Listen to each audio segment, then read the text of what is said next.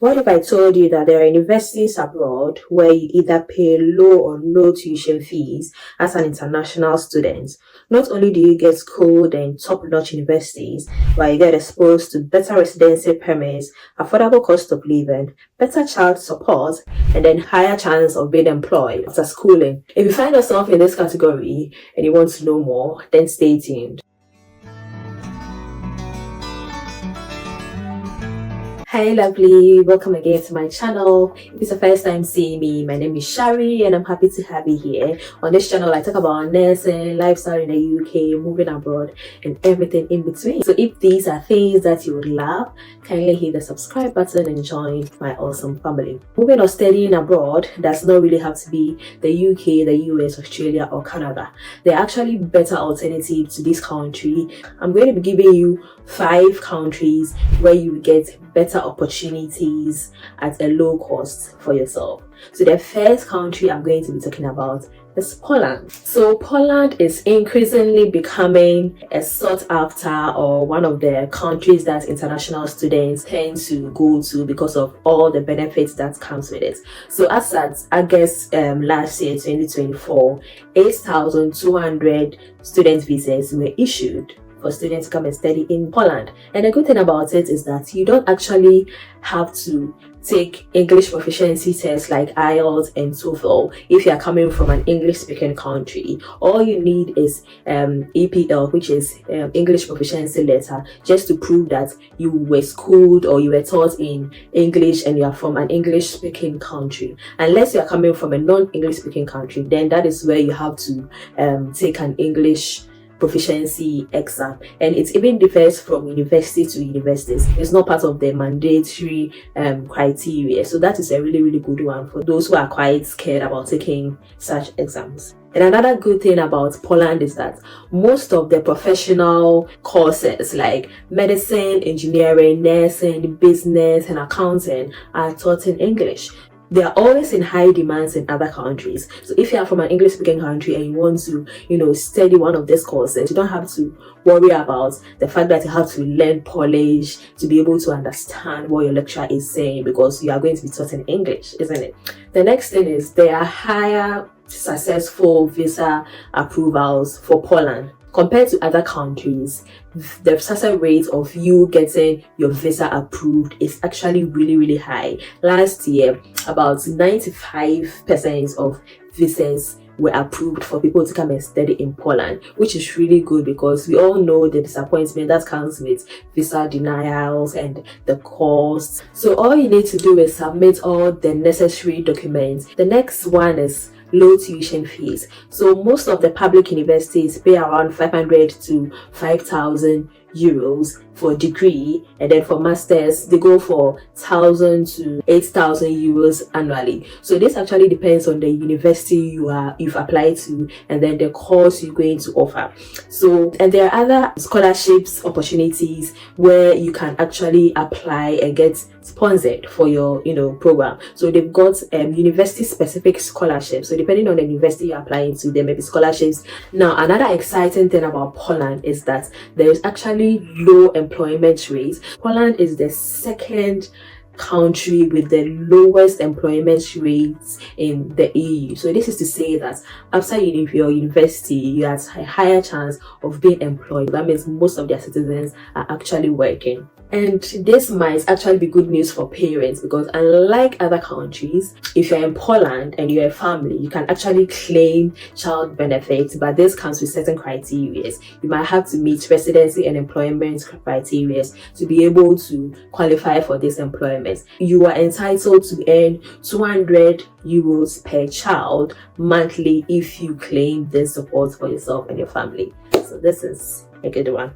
There are certain disadvantages that we need to know as well. So in as much as your study or your program is going to be in English, you might need to learn a bit of Polish, because in the day-to-day activities you might need to speak Polish to the local people when you go shopping and other things. And also in the small cities you might need to learn Polish to be able to navigate your way through Poland. And since their cost of living is quite low, sometimes the wages are actually low as well. So for students who are in Poland, their wages might not be able to sustain them if they only rely on that for their daily expenses. Sometimes the work opportunities are quite limited, so that is another thing to look out for. Not so nice disadvantage of studying in Poland is degree recognition. In as much as the certificates in Poland are recognized in countries where they've got this harmonization of higher education system, which is called the Bologna process,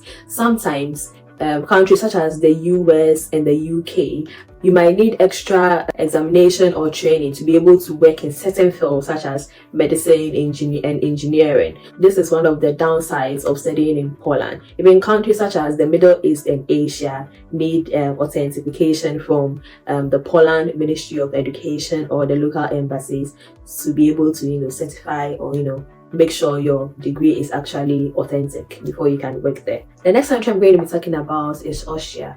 So Austria is known for its fantastic location because it's located within the heart of Europe. It shares borders with Switzerland, Germany, Hungary, and Italy. So in as much as you get schooled in one of the world-renowned universities, you can get to explore all these other countries as well. So the good side of Austria is they have got low tuition fee. So for students who are actually schooling in this country, their fees ranges from about 1,500 euros, which is quite a good one for a European education. And actually for students who are from European Union or the EEA, which is European Economic Area, countries like France, Germany, Norway, and those countries, they actually get free education.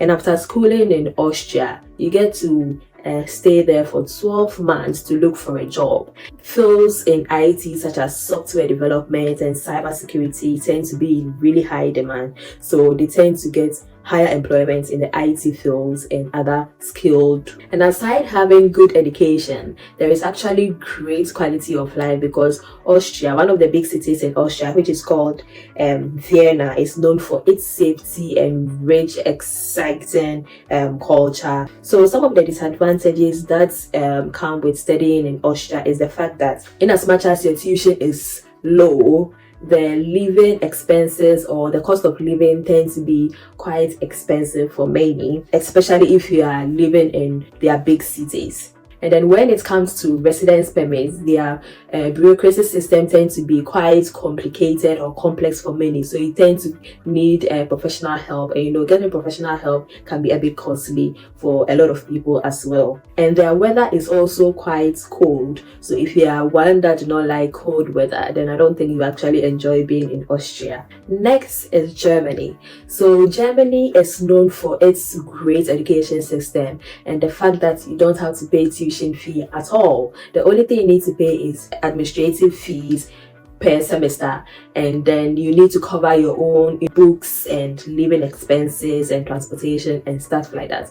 And they've got diverse programs which are actually taught in English. So major programs like medicine, engineering, and stuff like that are all taught in English. And the fact that you are studying in Germany, your certificate is going to be recognized worldwide because not only are they known for their in-depth research, but they are also known for their academic excellence as well. So compared to other Western European countries, the cost of living in Germany is relatively affordable to other countries, and it's even more better if you stay, in smaller cities and not the bigger cities like Berlin and those other ones. It's quite affordable. So as a student, you'll be able to, manage better. And another good thing is after your studies, you tend to stay, or they're going to give you a visa to stay for 18 months to, look for a job. And the fact that Germany has got a strong economy, they are in high demands of skilled workers. So it's easier for you to get employed after your studies, and especially in fields such as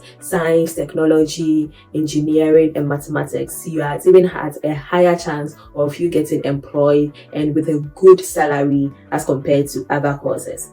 And even if your work pays you so much that you are given an EU blue card, you even tend to get residency after 2 years. And so some of the disadvantages of being in Germany is language barrier. So in as much as you are being taught in English, you might need German for, your day-to-day activities. And some courses that actually do not fall between this STEM, which is STEM, science, technology, engineering, or math, tend to be taught in German.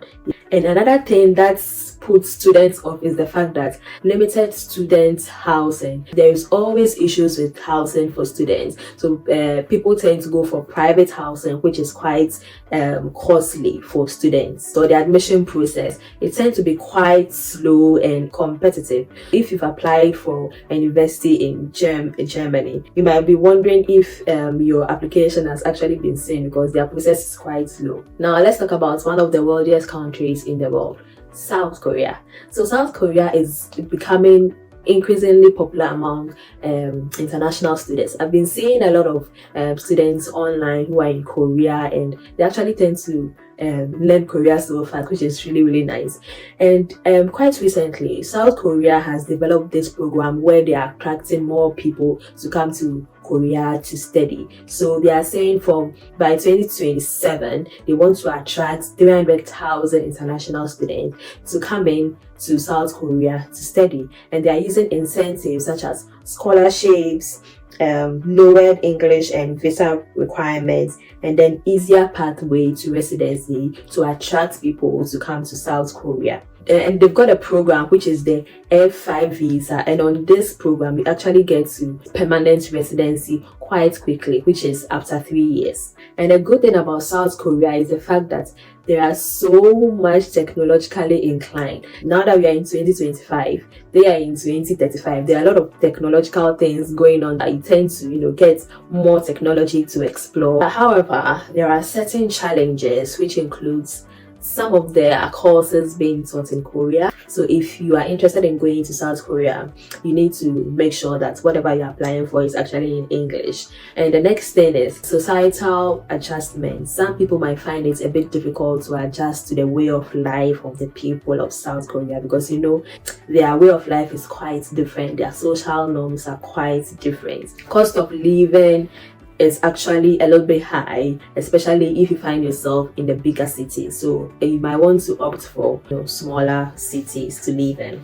So the last but not the least is Ireland. So Ireland is a really good option for students. Not only is it an English-speaking country, but it ranks among the top 10 countries to live in the world. So Ireland has got like a really good job market for international students to explore, because it's the home for most of the big companies like Google, Apple, Facebook, and finance. So this gives students a wider option and a better option as well to be able to get employed after their program. So the downside of Ireland is the fact that their universities are quite limited, so there is actually high competition, and also the cost of living is also quite high as well. And in as much as their tuition fee is actually low compared to the UK and US, it might be at the high side for some students, because